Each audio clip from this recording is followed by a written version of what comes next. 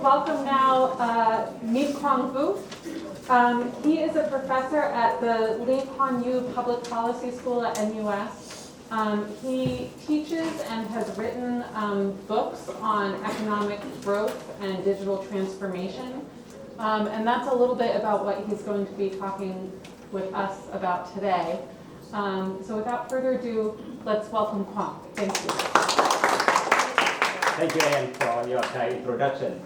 So again, actually, you call me just VMK or Vu. So I have been here in Singapore since 2006, teaching at Lee Kuan Yew School of Public Policy, National University of Singapore. So today, actually, I try to share with you something related to strategic choice and value creation in an area of drastic changes. So in my talk today, actually, I not only introduce you some very powerful concepts all of us should know, but also try to share with you my own life experience, switching from, soldier to army officer, from CEO who turn around a bankrupt company to a senior government official, from, advisor to government leader to just, scholar, like myself today. And I see so much important for us when we master the concept of strategic choice and value creation, especially in an era of drastic changes. I actually try to touch on, because we have only 15 minutes, so try to touch on essentially three basic issues: the global mega trends and the drastic changes we should know. The second one, strategic choice and value creation. That's the most important concept I really want to emphasize on. And the last one, actually, how we can build value creation capability actually in the VUCA times. So I'd like you to take away from my talk, three things. The first one, we think about value you're creating now in whatever you're doing. Have you maximized it or not? The second one, you check out your value creation capabilities and how robust it is today. And also the third one, most important thing, your value creation capability actually gets stronger, getting stronger or weaker because of drastic changes. And value creation capability now shifting to emerging model. And if you stick with the old model, however you do it, you may actually get this disadvantage over time. So very important for us actually to master this issue and concept.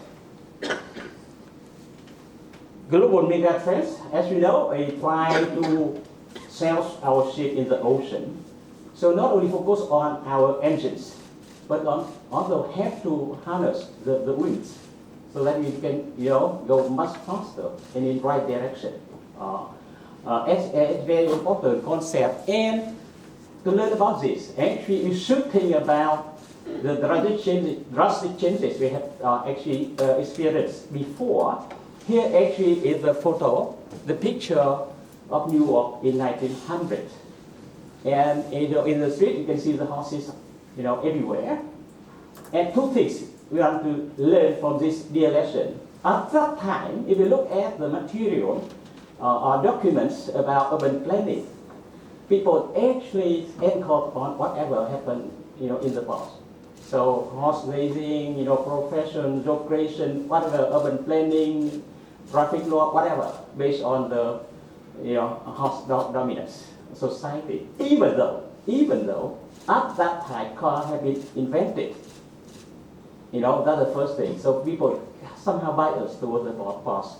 So seriously. But the second one, even the actually most of the important maker of car at the time make very bold prediction. But also yes, because the car caused so much accidents, so much problem, and so much confused, and very hard to recruit a good driver. Otherwise, have serious problem with the society. So he predict, in the next 30 years, 50 years, maybe have 1 million cars. That's a very bold prediction. So somehow people underestimate, the rapid progress for technology and the receptivity of the society if something, introduced with very, great value that they can create for the society. So, just dozen years later, the horses actually wiped out, and the society also profoundly transformed. And today, we are facing the same thing. Whatever we see here, a lot of changes over the past 20 years, because at the turn of each century, usually some big thing happen. So now we are, on the turn of 20th to 21st century, we have seen so much changes over about 20 years.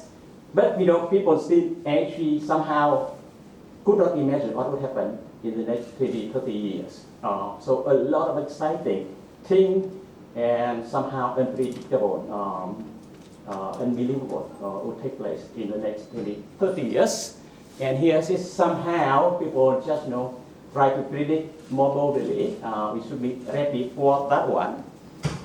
So in terms of, the major global mega trend, I would like you to know all of these things, and told me that, the previous speaker have, talked about the first three trends already. Is the VUCA times, the globalization, and the rise of Asia. For the first one, I would like just to emphasize one thing, because people usually just talk about uncertainty, but here in Singapore, we would like to emphasize unthinkable. That's something you could not imagine before. And actually, it's more powerful in transforming the whole world. The global order, or people thinking whatever. No one could imagine, the COVID pandemic or the war between Ukraine and Russia, brothers, unbelievable. And something could happen in the future. So be ready for unthinkable, rather than just uncertainty. But here I would like actually elaborate a little bit more, the number 4 to number 8. Number 4 here is urbanization. So people moving to the city. And that is the way to go, to make the whole system more efficient and more sustainable. And if the countries that embrace this trend usually grow much faster. If you look at the case of China or the Philippines, in the 1990s, for example, or 1990, Philippines, the share of urban population in the total population actually reached 47% already, but it's again stuck there, below 50%, just the same thing. But China, from rural country, but actually embraced urbanization trend and have very good strategy in building their city. And now their urban population account for more than 60%, and they would like to reach, 80, 75% in the next 30 years. And you can see every year, 100 million people move to the city, and by 2050, we should expect, more than two-thirds of population worldwide will live in the city. So city is something very important to make the whole world more sustainable and also more efficient and on the way to go. The next one, actually, the population aging. So even we're talking about ASEAN here, for example, you're talking about young population, whatever, but aging also observed here. Of course, not all countries. Some countries like the Philippines or Indonesia, still very young one, the median age still below 30. But for Thailand, China, Vietnam, of course you can see Japan or South Korea serious problem. So, for example, even for Vietnam, 30 years from now, we can see Vietnam aging as, Japan in 2000. So that's why we try to do, in Vietnam, people work very hard, actually try to get rich before getting old. Very nervous one, definitely. Japan, they can afford to do that because they get rich before they're getting old. So it's okay, but for ASEAN nation here or China, very worry about that one. So people are talking about possible war, whatever. I don't think so. China could not do that because otherwise they have serious problem in getting age before getting rich. And they have one child policy, no way to afford, or her family lose the whole, heritage, for the war, whatever war they may make. So that actually you have to think about the trend that can determine the future. The next one actually is social responsibility. So now, and actually it have powerful implication for you, journalists, because this day Facebook, blogs, whatever, people have voice everywhere. Even the country do not have democracy, people still have very big voice, and actually very powerfully influence the decision-making process everywhere. That's very interesting. So do not just focus on elections, whatever. Focus on the voice of people in some way. Make it actually heard by people. That's more important. Rather than try to, or one person, one vote, whatever. People can buy the vote, but cannot buy the vote easily. That's quite important. And you look at the supply, demand, and platform for this trend to prosper, very powerful. The demand, people more educated, listen to you. And the supply, people also educated and have capability to offer on kind of voice. And the platform, on kind of social media, very powerful. So definitely you can see this, actually the trend 6 here become very powerful. The number 7, actually the digital transformation, digital revolution, very powerful. We'll be talking about that very soon. And the last one is sustainability, the energy revolution, both supply side and demand side, both very important because the whole world will be changing. Because as you see now, we have 8 billion people already, and going to have 10 billion people. And these 10 billion people, not like before, all of them will be enjoying car, air conditioning, housing, whatever. So we can see, it's not like in the past, you just see this thing in the U.S. or Europe, but in the future, we can see it in China, India, Southeast Asia, everywhere. So think about that one. So it means we need some powerful revolution so that we can make air, so wind, solar into some resource we can use forever. So being harmonious with the nature is the way to go, and this revolution become very powerful into the future. So if we're talking about two major revolution going on this day in digital revolution and the green revolution, I would like to emphasize their prominent feature, 3 prominent features. But before actually specifying their 3 prominent features, I would like to actually just review about what happening in the past 4 or 5 decades. People, have dream and realizes.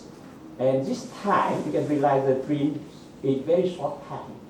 In 1970, people just dream that, if one day, we have a computer. If you old enough, you can see that actually, remember that we have, it just rely on very powerful, but very big one, not so powerful, but very big one, IBM system before.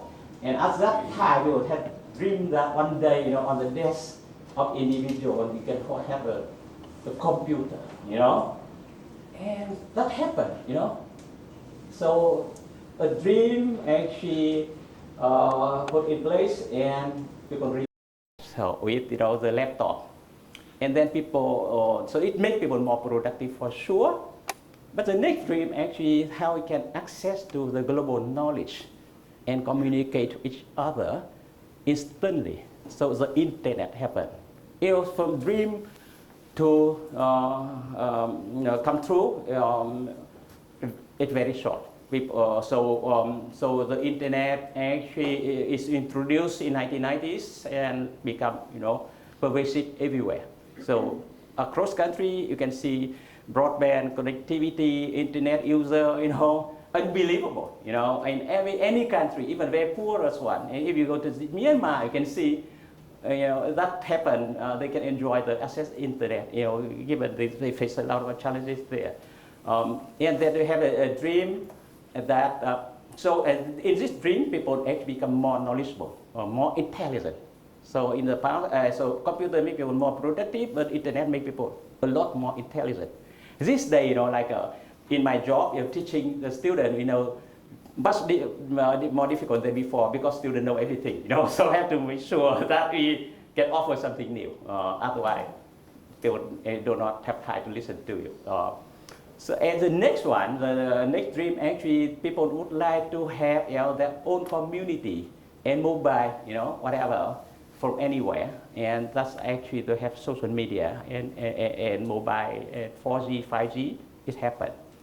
Now, people actually have a dream that whatever we have so far must enhance our quality of life, make us more happy, and enhance our capability to create value. Your value creation is something very powerful. In my own experience, I see that if you encourage people doing something for certain things, they may not be actually receptive or supportive to you. However, we talk about here's a way you can create value for us, for community and for society. They're willing to do. Very powerful motivation. Because if you look at the three major forces underlying the success of whatever endeavor, I call it 3E forces. The first one is emotion. Emotion, the British told me that it's energy in motion, very powerful. The second one is actually enlightenment. It means we're knowledgeable of what's going on. And the third one is engineering. It means we put the knowledge into the context so that you can figure out what actually how we can create value. So actually, the concept of value creation foster you to think about these three forces of value creation more robustly and more clearly and more strategically. So because actually your workshop here focus on trades, so I actually share with you a few slides talking about trades, and you can see the definitely globalization foster trades. Growth, of course, your fluctuation. You can see a lot of obstacle to globalization going on. However, it's somehow irreversible. Trade definitely still growing, but not only trade, not only mobility of goods or capital, but also the services and the culture, the news, whatever. Because now we can read news from even Sri Lanka everywhere. So not only the goods and even culture. So you absorb the culture of other countries. We learn a lot more. So that kind of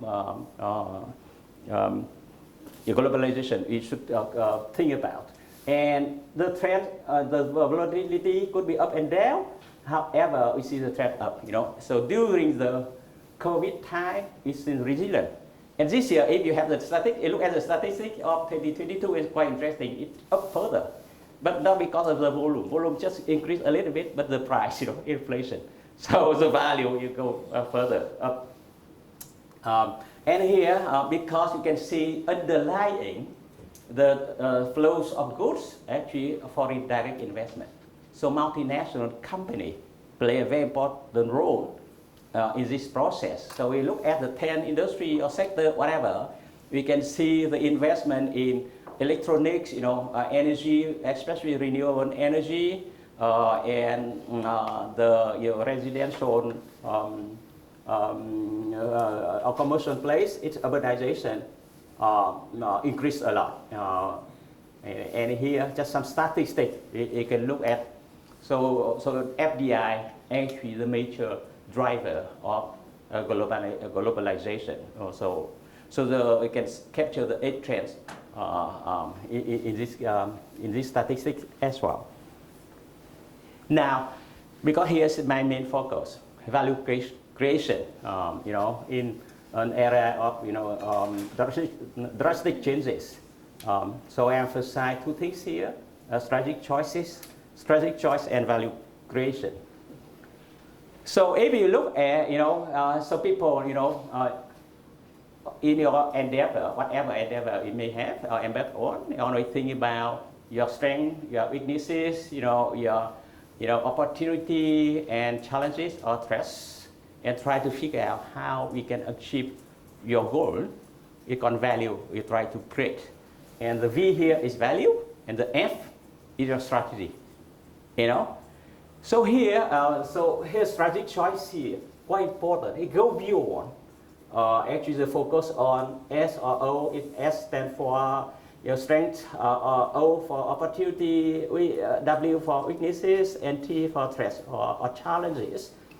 And you know, if you do not have a clear, understanding of the value creation framework, usually people just, that problem I see in many organizations or even individuals, just see, try to leverage your strengths and embracing opportunity, overlooking, your weaknesses or challenges, even core challenges, somehow overlooked. Just say, oh, opportunity is so great, I'm so good on this one, so embrace it and achieve some short-term goal. However, we do not have a clear, do not step back to see what strategy I should have so that I can create, maximum value into the long term. So the first thing, that's quite important because even in education, some parents just try to give their kids some more skill, whatever, some strength, whatever. You don't actually pay a lot of attention to F and V here. And even, see challenges or, the weaknesses. Just more awesome skill, hard skill, soft skill, whatever. Learning English or Chinese or whatever more, something like that. Not actually the most powerful way for them to create more value for the future. So here, the first one, I would like to start with V rather than F. Because understanding V, quite important, value. What value we try to create? So value here, actually, I see three dimensions here. The first one, efficiency. So cost benefit your gains and tend to be short term.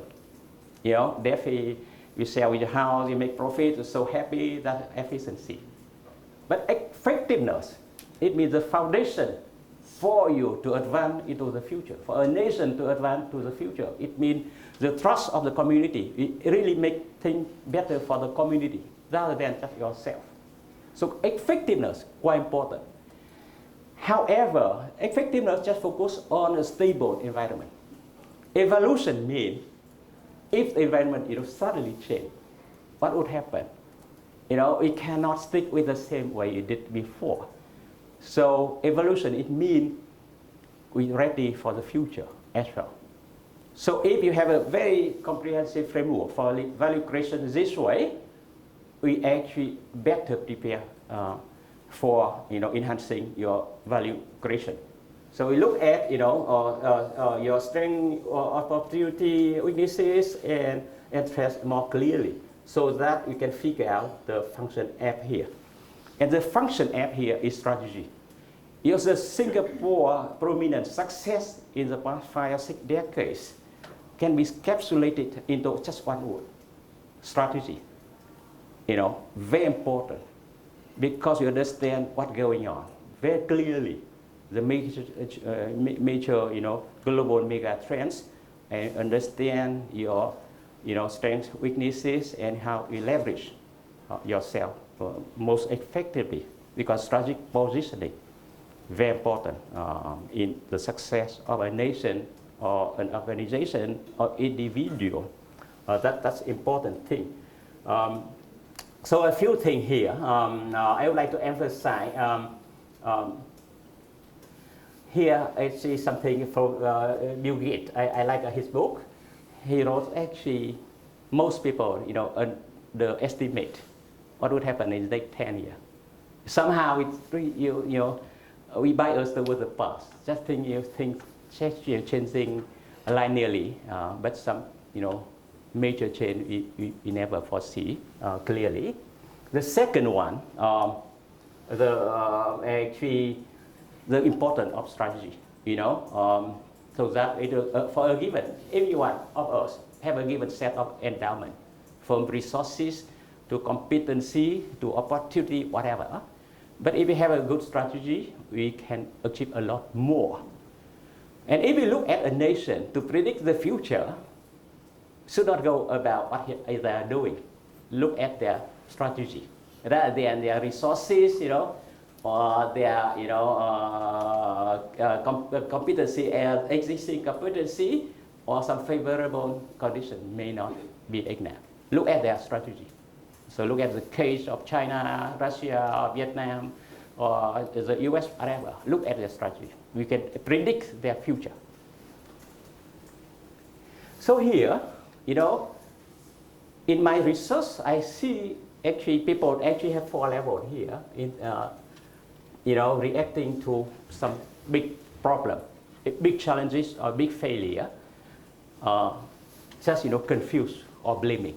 Here, because someone caused to us, this happened in the past, because I'm from Vietnam, so we know that we usually blame, whatever, we're hungry, whatever, because of Eastern country, try to, force us to do this or that, so we share that story with North Korea, for example.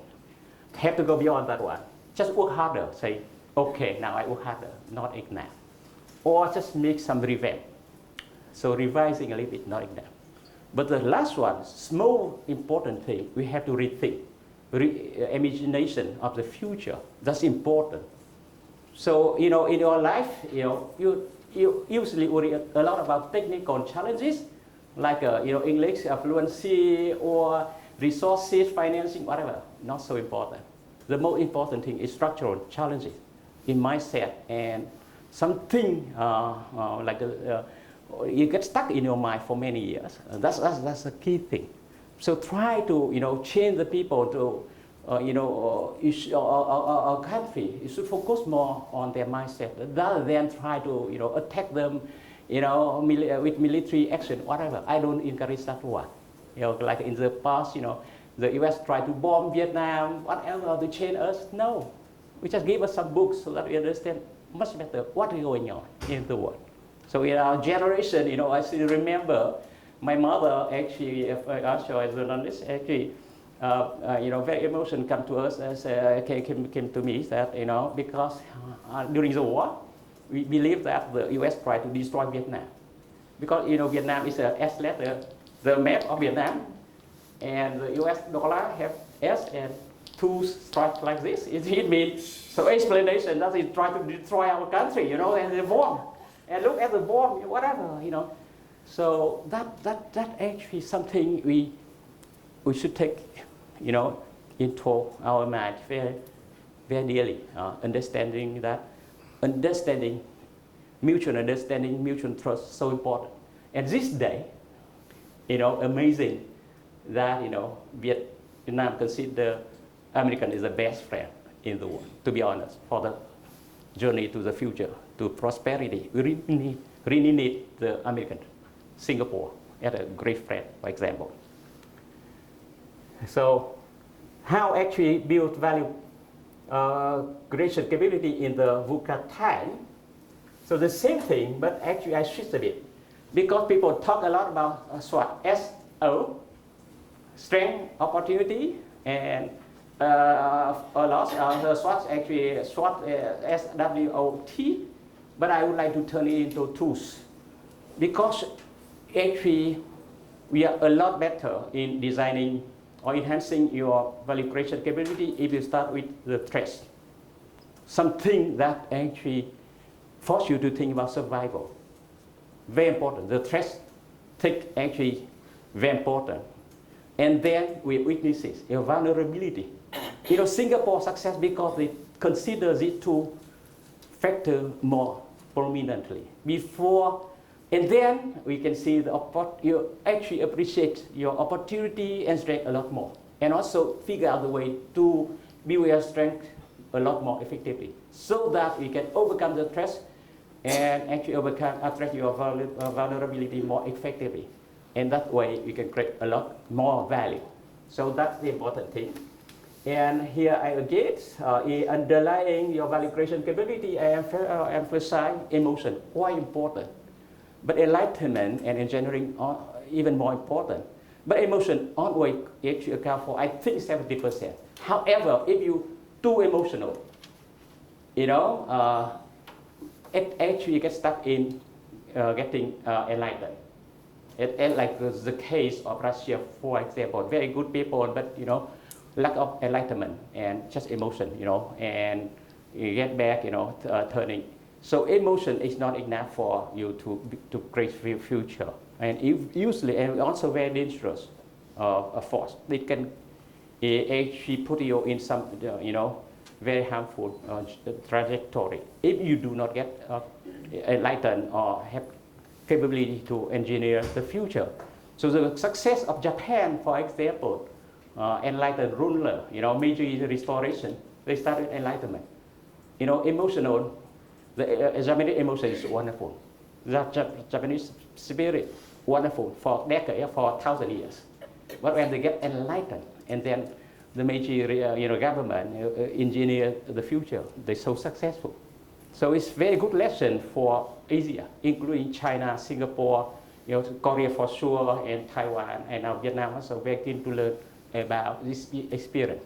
So have to go beyond our emotional attachment to enlighten ourselves and figure out the way to engineer. Engineering actually requires talented people.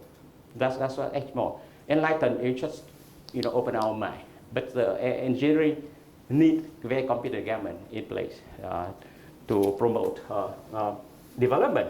So here I would like to point out 3 things. Usually, all nation can get stuck at, and so should be alert. Competence traps. Competence trap, it means we usually react to a problem, address a problem based on we get used to. It's so good to. Like, if you see some problem somewhere, the bomb there, whatever, we're going to have so much resources or capability to do that. You do not figure out the second way, maybe a lot better. So competent trap are very important, dangerous. But the second one is a strategic blind spot, very dangerous, because it can turn opportunity to challenges, favorable condition to the bad thing. You have so many resources, you look down on the whole world and you can do whatever you want. Or you can actually turn opportunity to traps. And you can turn your potential allies to enemy. You can see the case of Russia, for example. We feel so bad for them because in Vietnam it's been considered Russia and Putin friends, but no more respect. We feel so sad for them. Why this day, during the COVID time, you attack your brothers saying that they do not listen to them. It's not fair, right? So the whole world actually now so nervous about what's going on in Europe. That's a sad thing. The last one, the emperor new clothes, because if you have so much power and things changing rapidly, we may not understand very well. We may get, tricked, get into some trick by the people saying, so good here, Bitcoin, whatever, you may, and try to understand whatever. And so at the country level, you can see there's problem here. Should be alert of this thing. And I offer my own, model for you to think about in enhancing your value creation capability. I see smart. I check a person to see they smart or not. I don't check IQ. I just find element here. Strategic positioning. It's like harnessing the wind. We have to, put yourselves in the right way rather than just focusing on your, the engine, so that we can, swim faster. So strategic positioning, each nation, each organization, and each individual have own strategic positioning to maximize their capability to create value. Otherwise you have problem like a Kodak film. If they so good with the paper film, and they try to invest a lot more. If we look at their patents, application they get received during the 2000, still one of the top 10, but just focus on the world changing. So the strategic positioning actually forces you to understand the world and the global mega trend, so that we can do the best. So that's the very first one.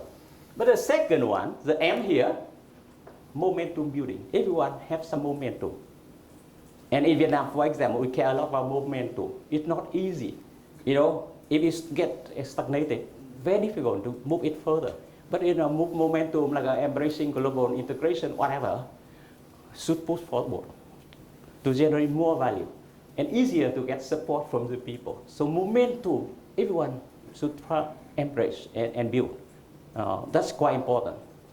The third one is A, always think about alliance. Who are your friends? Especially during the critical time, COVID time, we see clearly who actually are good friends, something like that. So choosing your allies, quite important to show that and to make you smart. The next one is always have to review and rethink it. Do not take things for, in a static way, for granted. It's changing. It's like a swimming in the ocean. It's changing. And the last one, the most valuable thing forever, for 1,000 years, whatever, is trust. Trust building. So trust between your nation, between organization, between individuals, so important. So here, for example, in Singapore, we emphasize why actually the U.S. and Singapore have been so successful in building their strategic partnership for in the past 6 decades. And they say actually the trust building always have very high priority in any agenda of the two nations, especially in Singapore. So because I have only 15 minutes, so I stop here and happy to answer any question you may have. Thank you.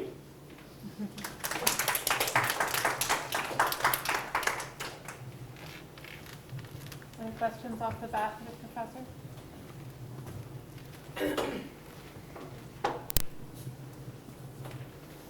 Hello, Ben Westcott from Bloomberg. I was just interested in what do you think are some countries that have had strong strategies to deal with, what are some good examples of strong strategies to deal with the difficult times? What are the ones you think are real successes? Great question. So I do believe, if we talk about strategy, I already look at Singapore first. That's why I choose Singapore. To be honest, I had a dream before. My life actually not successful, but I see that quite meaningful because I could realize my dream. So I wish to go to, so I have a dream to go to Singapore to meet Mr. Lee Kuan Yew and learn as much as possible, behind the success of Singapore, so they can share with Vietnam and other countries in the region. So I think strategy the best in Singapore from actually, of course, it's shocking. All nations, suffer, and definitely every nation makes a mistake. So strategy doesn't mean you do not make mistake.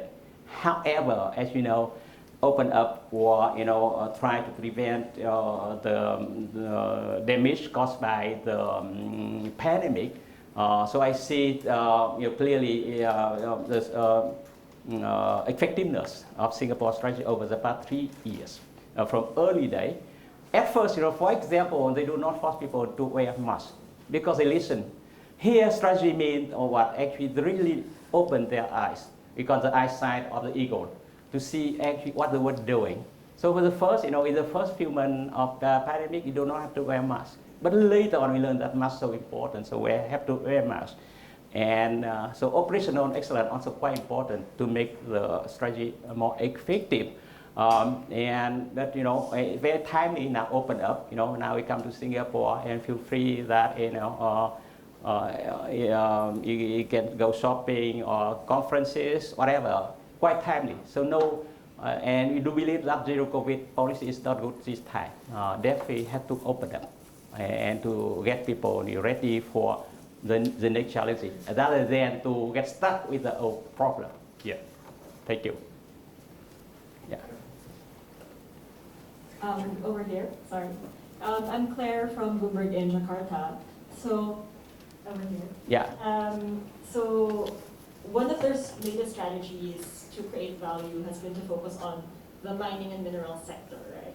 And it's to threaten to stop exporting minerals like tin, bauxite, even nickel, to try and force companies to produce these batteries and EVs onshore instead. How would you weigh that kind of strategy? I mean, there's a big opportunity now in clean technology, but at the same time, you also risk shooting yourself in the foot if people aren't willing to call your bluff.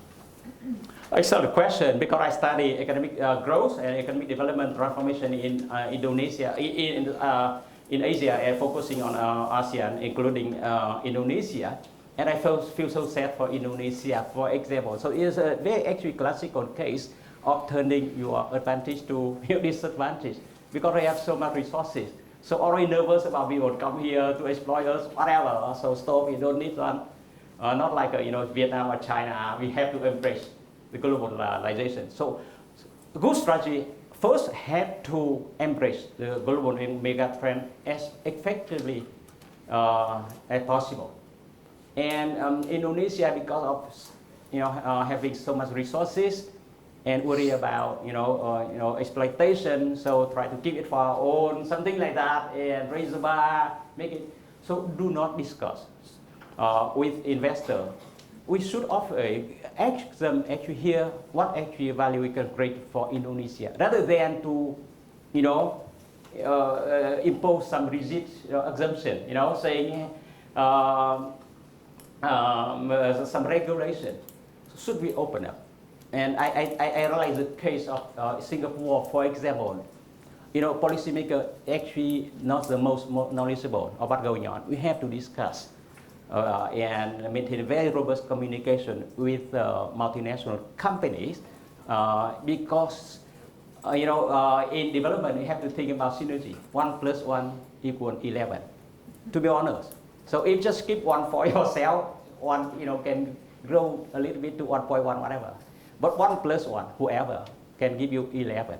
So think about resources. So here open up and discuss with investor.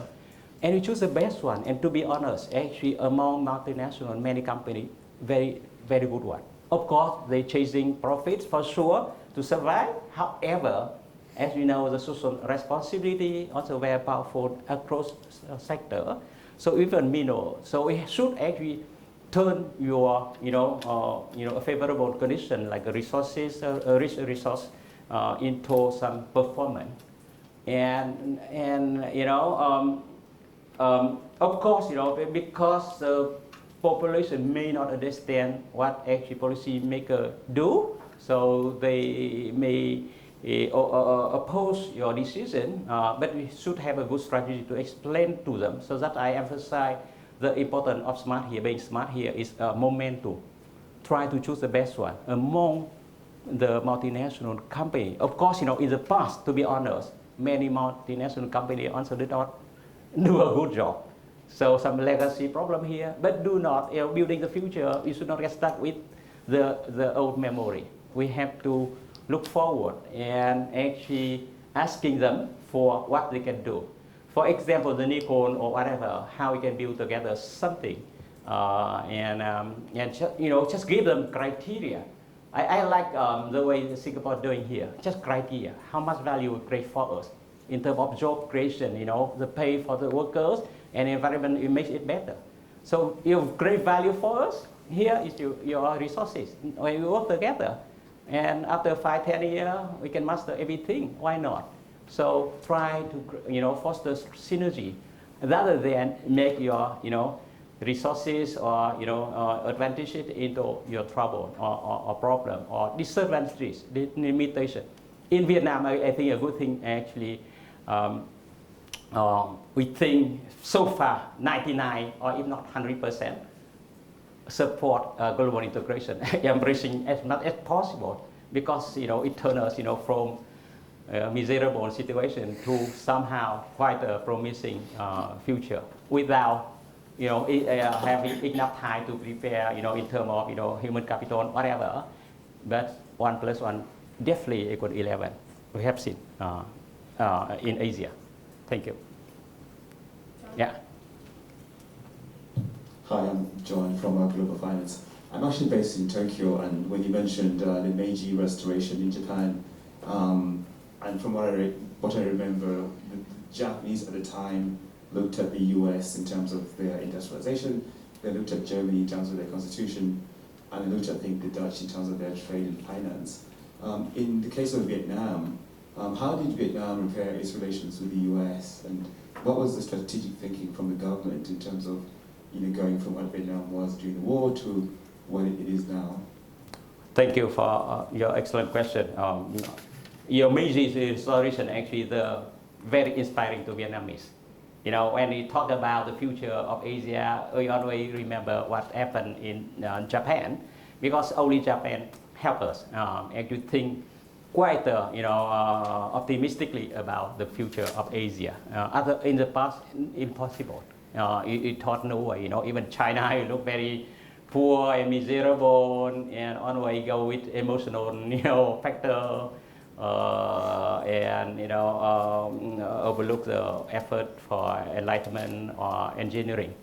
So the most powerful success of Japan and started with working with the U.S. and Europe also. They build their system learning from around the world. They say actually the fourth article of the Meiji Oath actually focus on seeking the knowledge throughout the world to build the nation. Quite important and very influential on Vietnam. So of course in Vietnam we face some institutional constraint for sure. However, building excellent relationship with the U.S. is a very top priority. And on the leader, I do believe, proud of having good, reliable relationship with the American people, with the U.S. Regardless, President Trump or Biden, whoever, we care more about the U.S. and the future. So do not actually focus too much with individual. Of course, your individual, your character is better, but for sure. So, and my own experience, I first I came to the U.S. because after I turned around a bankrupt company, I have a dream to go to the U.S. To study. And at that time, I didn't know any university. I just heard about Harvard. So I asked him for Harvard University, and I'm lucky to get accepted to Harvard Business School to study. So Fulbright scholarship gave me. That's wonderful, and that's wonderful, amazing. That's why I have very special feeling about the American and the U.S.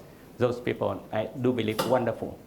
But of course, they need better strategy for for this time, so that they can leverage their strengths and address the challenges better and to build the future of Asia and the world a lot better. And for the Vietnam people, I think the US actually, that's actually surprising as well. They come to Vietnam and get very warm welcome. People always think about the war, but in the past, we fought all kind of enemy, from Japan to France, to Chinese and American, another big problem. We are a very forward-looking nation, so and care a lot about value creation. That's why my actually focus today actually value creation. It means the future. Value creation it means future, rather than try to repeat some mistake in the past, whatever, or just talking about the past and hatred, whatever. So definitely for sure, a few things here. We work closely with American for sure, for academic benefits and also for the people-to-people friendship. Very inspiring. Yes.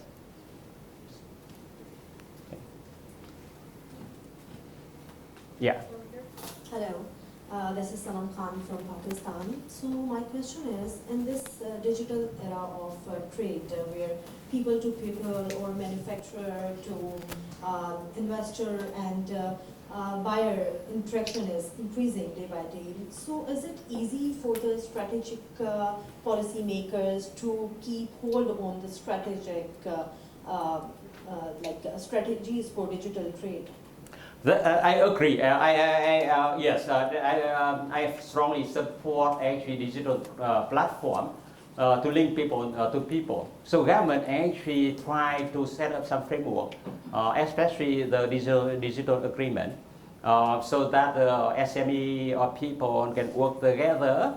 And this is quite interesting. For example, people can learn from even you open some online class, for example, and you teach the people in other countries. If you offer something quite interesting, like Pakistan, you're very good with some technology, whatever, why not just offer some courses on certain things So try to build your expertise in certain things and offer courses online, consultation online, and that's, I think, knowledge diffusion is quite important.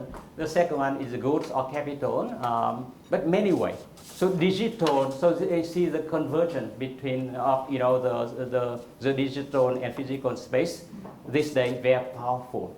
So so policymakers have to consider this thing very actually diligently and to support. And this day we have startup, so the startup ecosystem everywhere now become quite vibrant, and you should look at some, So, but I only check with the value creation preposition. What actually value you offer here? So if you have a good one, so try to invite some scholar to be as advisor to the policymaker. I think the good thing in Vietnam, the leader listen to us. Yeah, of course, we face a lot of constraints there. However, they listen to advice of people actually who are more knowledgeable in this thing. So try to, so again, so momentum building. You start with some small thing, not a big thing, and to actually demonstrate that it could work. For example, some young people in Pakistan offer some, educational platform to teach people around the world about something very special in Pakistan in terms of history or mathematics or whatever, because the Pakistan people I see have actually a great, technological prowess, for example, or many things interesting we do not know. So educate people in the world, and also some way of enlightening the people. That's actually a good way to embrace the global mega trend to create value. Thank you. Yeah. In Japan. Oh, okay. Yeah, Vietnamese. Wonderful. Yeah. So I have a question for you. Sure. You said that Vietnam is the U.S. and Vietnam best ally. Yeah. Yeah, but China is the largest import and export partner of Vietnam.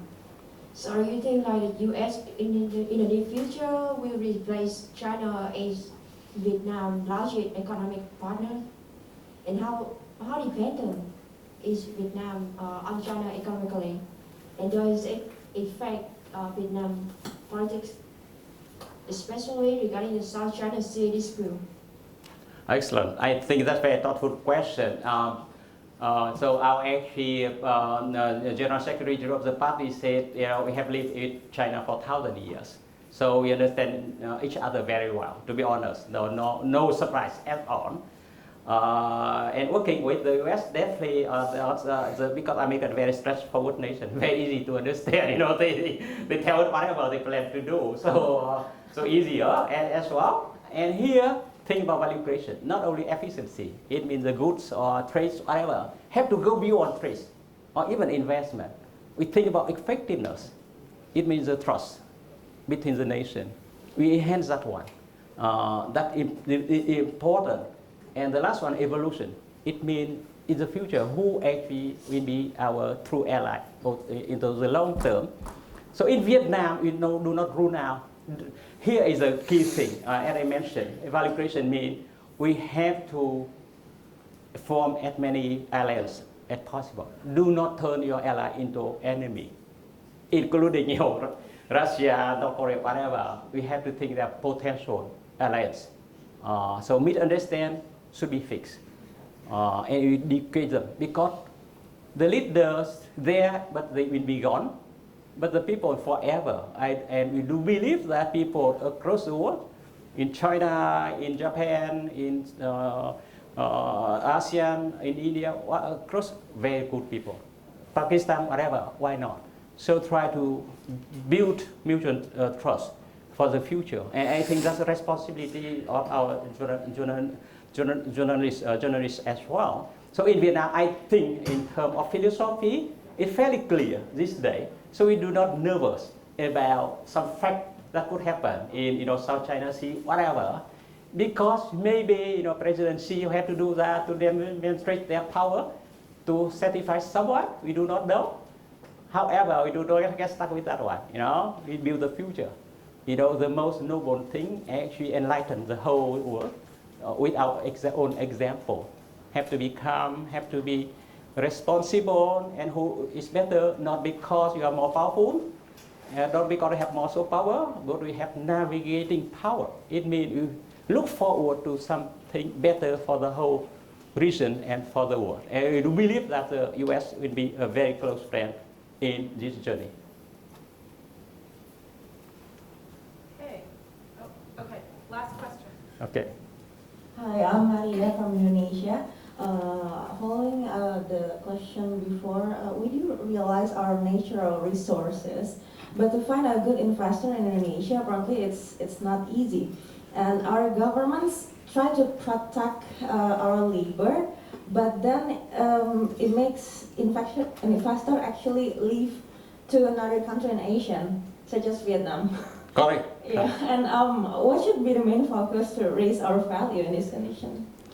So that come back to strategy, for example, and it should come to Singapore as a policymaker too, because I teach Indonesian students. They are very smart, very good one, very devoted and passionate about the future. However, there's philosophy. The philosophy of development in Indonesia is still a problem, because Indonesia is a big country. Used to want to produce aircraft, whatever, and get stuck. Because middle income trap doesn't mean that we do not innovate, but also because we have some wrong mindset. Adventure into something that not mature enough, for example. So have to think carefully about strategy for the future. For example, in Vietnam, 3 things here, very big thing on we talk about.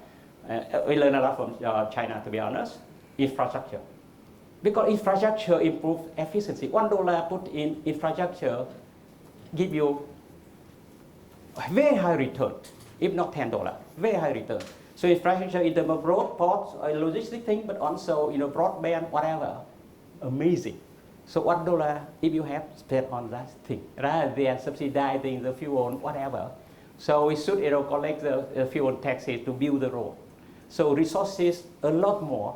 And you can ask a multinational company, you build this road or city for us, here is the resources you have here to share with you. Something like that, because we have a lot of collateral asset here. People really love Indonesia, but we have to be more proactive with strategy, so that can transform Indonesia within I think a decade.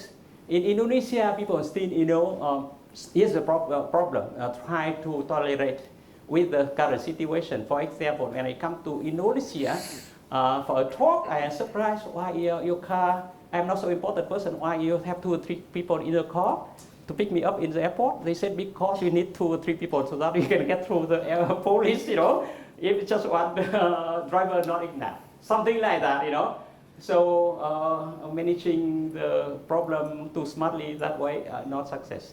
Not a good way. So have to address the critical problem. For example, infrastructure. So we can see the infrastructure or logistic performance indicators of Indonesia. Even Indonesia have been fairly good developed country in the past, but and we overcome the problem of dictatorship and a lot of promises there, but somehow fairly slow in development, actually behind their potential.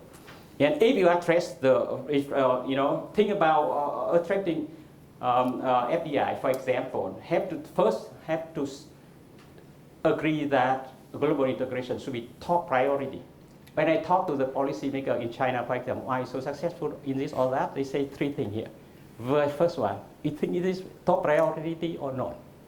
If you do not think it's top priority, no one can do it. But the second one, if you think it's top priority, appoint good people at the helm of the endeavor. And the third one, if you think it's top priority, putting more resources into this one. Innovation, whatever, infrastructure.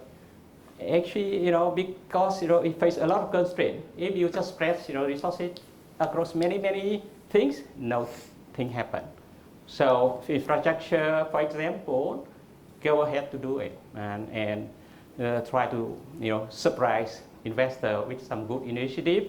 And I see that media across the world will give you free marketing, talking about this story, and it's been changing. So I do believe that Indonesia should be a great nation among ASEAN countries, and we look actually up to Indonesia in the future. In my, I have another dream. I am not sure I could realize that, but I really want to set up a center for ASEAN,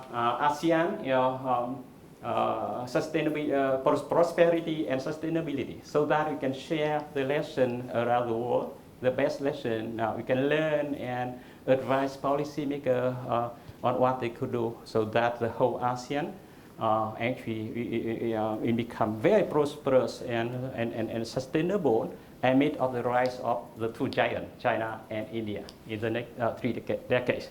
Thank you.